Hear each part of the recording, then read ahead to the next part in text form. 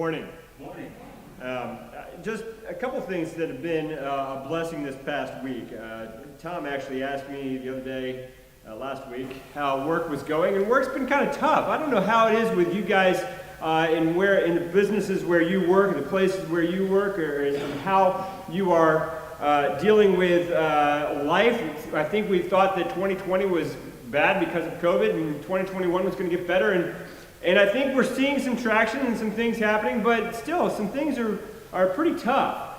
And in talking with Tom last week, and actually talking with a colleague of mine this past week on some things that were going on in work, both of them affirmed that God is moving.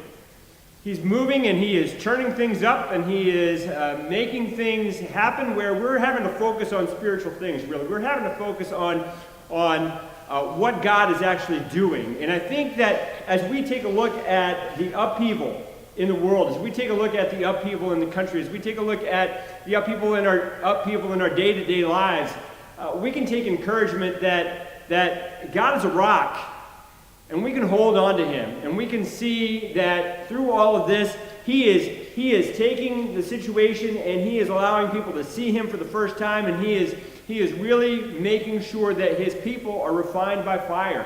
And so, anyway, thank you, Tom. Thank you, my colleague at work. Thank you for a congregation that sees that and it is working through that. And may we all see the blessings that we have. So, again, thank you for the theme this week as well.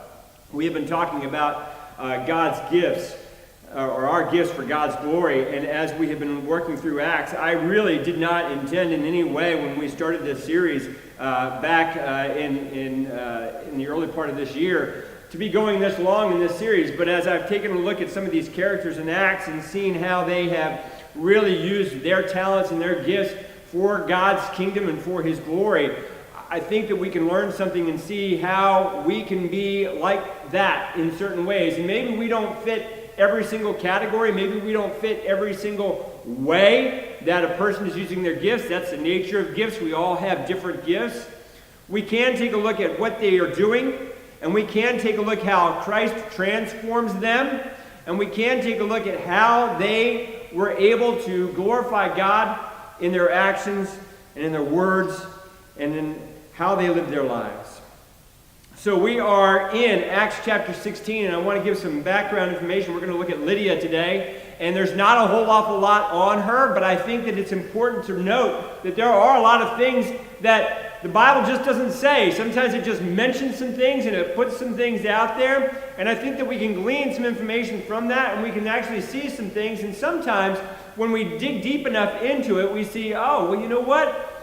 Luke, who was writing this particular thing, he was saying a specific thing just by a little phrase, by a little word, and I think that this is kind of what we see here in Acts chapter 16. So some background on this. In Acts chapter 16, 6 through 10, we have this entire thing where Paul and his companions traveled throughout the region of Phrygia and Galatia, having been kept by the Holy Spirit from preaching the word in the province of Asia.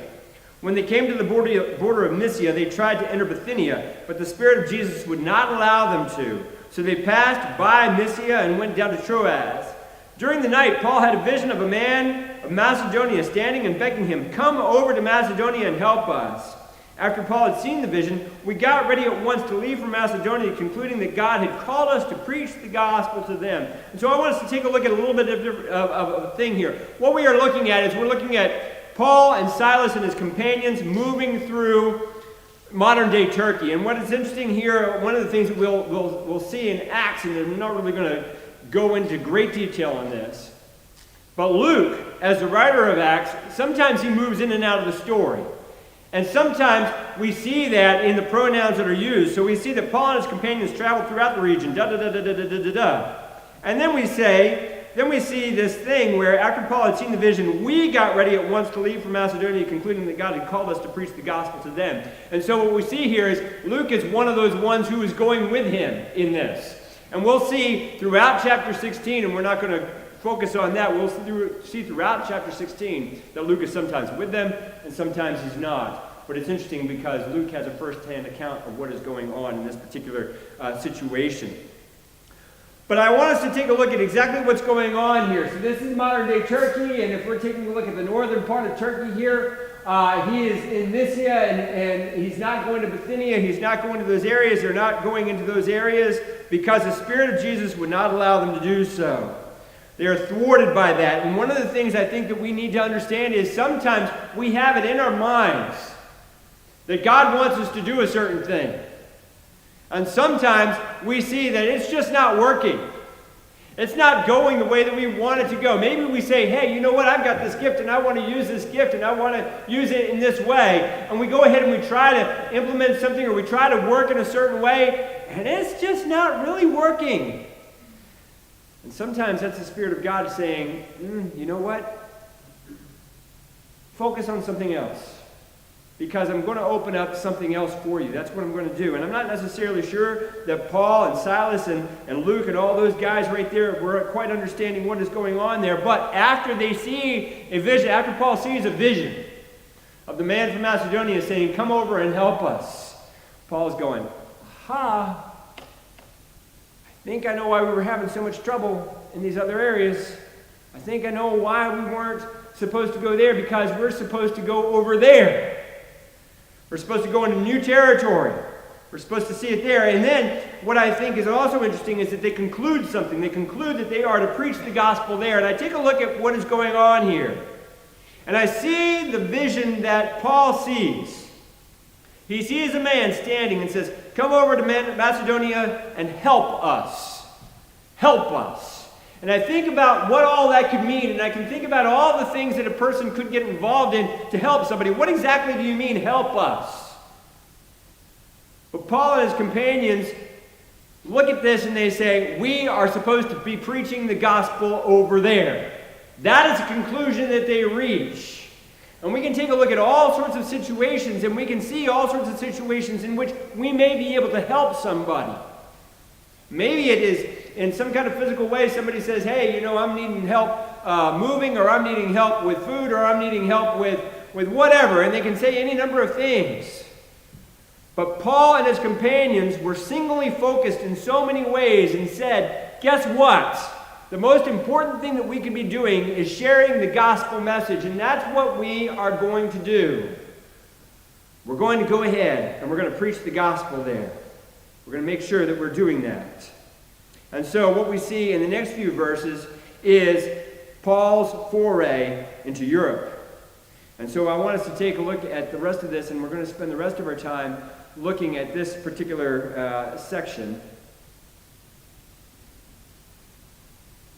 Could you guys, okay, and I just clicked twice, and now we're all over the place. I'm sorry.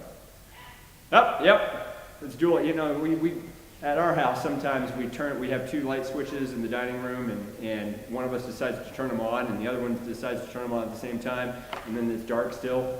I think that's what happened. Thank you, Melissa. I appreciate it. Anyway, so there's where we are. We are looking at Lydia, and I want us to take a look. She is the first convert of Paul on the continent of Europe. That does not mean that there had not been another convert in Europe. There may have been at this time, because we know that people spread out from Jerusalem, and they spread out from Judea, and they spread out from Samaria, and they went in all the places that they went. They were preaching and teaching the gospel. That's what they did. But what we have here is Lydia as the first convert. Now I want us to just read these verses here. It says, from Troas we put out to sea and sailed straight for Samothrace, and the next day on to Neapolis. From there we traveled to Philippi, a Roman colony and the leading city of that district of Macedonia, and we stayed there several days. On the Sabbath we went outside to the city gate to the river, where we expected to find a place of prayer. We sat down and began to speak to the women who had gathered there. One of those listening was a woman named Lydia, a dealer in purple cloth from the city of Thyatira, who was a worshiper of God. The Lord opened her heart to respond to Paul's message. When she and the members of her household were baptized, she invited us to her home. If you consider me a believer in the Lord, she said, come and stay at my house. And she persuaded them. I want us to take a look at several different things that are going on right here. And by the way, this picture right here is this is the quote-unquote historical or traditional site of Lydia's baptism on the river Ganges. So I had to look that up and try to pronounce it, and I was thinking, oh, I'm wanting a good river scene. So anyway, that's the historical site, and they've actually built a little amphitheater there for people to see where it may have been on that particular river. But I want us to see a couple of different things. First off, I want us to see that Lydia is probably a woman of means. She is a dealer in the color of purple, and she's from Thyatira, which is actually in Turkey, which is in the Turkish region, in the Asian side. And that's probably where she came to know something about the God of Israel, and she probably became a worshiper of Israel's God there in Thyatira. But she is a dealer in purple, and that purple that they did there was plant-based purple. But purple was a very, very, that's the royal color. And so she is dealing with the selling and the buying of purple for people who have means. And so she also would have had means. The other thing that I think that is important to note here is that a woman was able to do this in this particular day. Any person, Philippi was a Roman colony, and any person who wanted to open up a business, they could pretty much do that if they had certain qualifications, but the qualifications are pretty low. And so she could go ahead and do this. And so she was a person of means. She was a dealer in purple. She had the ability to go ahead and do business transactions, and she was good at it. And so this is what her job was. This is how she worked. And so she is a woman of means. And as we take a look at what is going on later, we'll see some things about how that is important. But another thing that I think that is important is that she did not keep the gospel for herself. What we see is that she is going ahead and she is meeting with believers there at the riverside. And part of the group of believers is her household. So she's not one who's just going to say, okay, you guys can go ahead and stay home. These would have been servants. It could have been members of her family. But it was definitely people that were not necessarily related as well. And so she was a person who said, look, I've got a message. I've got a way of living. I've got a way of looking at this world, and it's important for everybody that is in my circle of influence to know that this is how I live. And so they too were at the river. She did not keep this to herself, and when she was baptized, her entire household was also baptized. Such was her influence, such was her impact. She had that ability to make sure that this happened. But the other thing I want us to see is that she practiced hospitality. And as we take a look at what is going on here, she is inviting the entire group there to her home. And I think that this also speaks to her wealth. This also speaks to her ability to go ahead and take care of a group of people. This is something that she could do.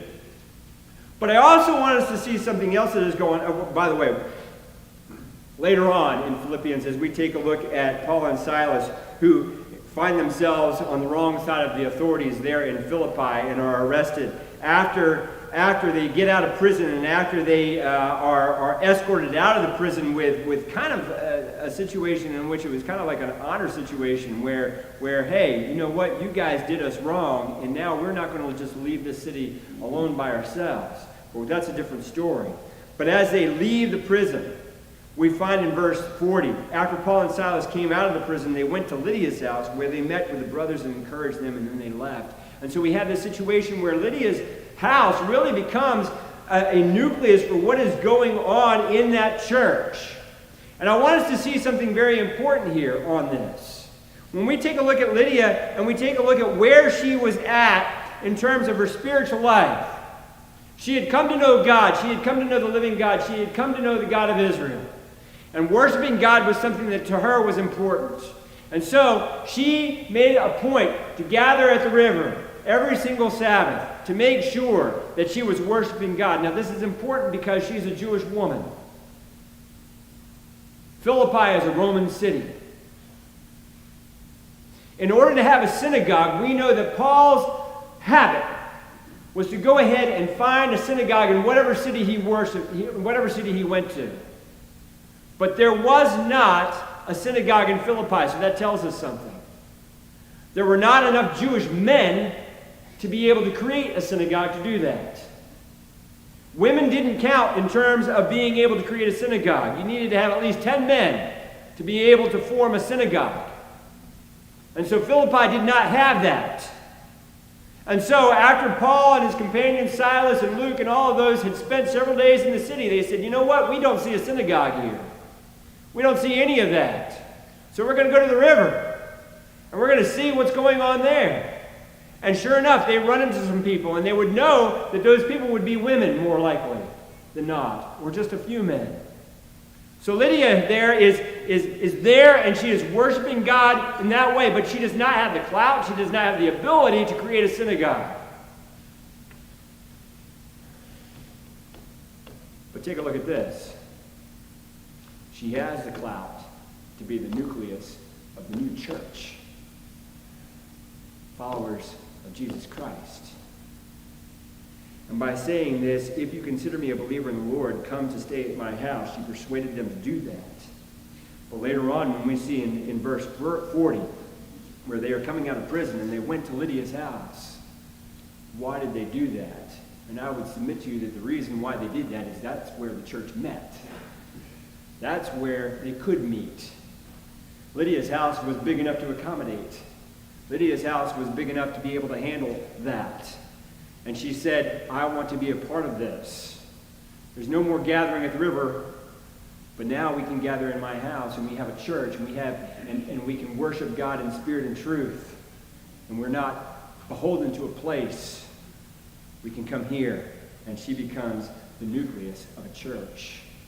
And so Lydia becomes an important part of the story of the spreading of the gospel throughout the world. It first started in Jerusalem. Then it's all throughout Judea. Then it's in Samaria. And then it is spread to the Gentile world in Asia Minor. And now it is making its way into Europe. And I think that it is interesting that it is this woman, Lydia, that is the first one to be shown to be the convert and the catalyst for a new church in Europe. We need people like Lydia. We need people who have the means to be able to support the work of the church. And fortunately, we've got that. And we make sure that we can do that. And each one of us is called to be generous with what we have. But we realize that there are some that are more able to do that than others. And to take care of those more than others, like Barnabas was when he sold his property and gave it to the church so that people would not be in need. We see Lydia being of the same type. We see Lydia being of the same makeup in that. But we also need people who are hospitable, who make people feel welcome, who make people feel like they are a part of what is going on. And we see that Lydia is doing that here. We need Lydias. And so if that is your gift, let's see how we can exercise those things. If you are not a Christian, there's no time like the present because we're not promised tomorrow. All these spiritual blessings that Tom is talking about are only ours in Christ. And so if this is the day that you've decided that you want to follow Jesus Christ and be buried with him in baptism and to come up out of that water as a new creation, there is no better time than today. If you're at home watching us online, we also welcome you to call us at any time so that you can also make this decision. Come. Stand.